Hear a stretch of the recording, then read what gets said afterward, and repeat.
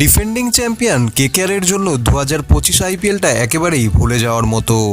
পারফরম্যান্সে ধারাবাহিকতার অভাব আর প্লে অফের আগেই ছিটকে যাওয়া এসব কিছুই হতাশ করেছে সমর্থকদের।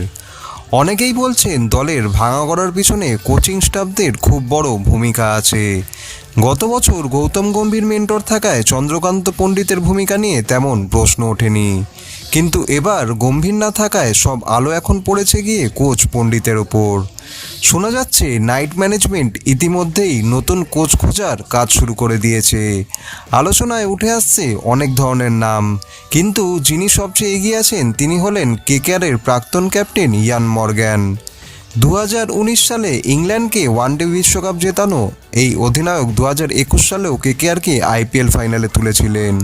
তাই অনেকের বিশ্বাস মর্গ্যান দায়িত্ব নিলে কেকেআর আবারও জয়ের মুখ দেখতে পারে।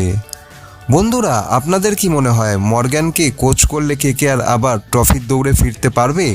কমেন্টে চালাতে একদম ভুলবেন না। Be sure to keep the ground in sight. Fly forever if you keep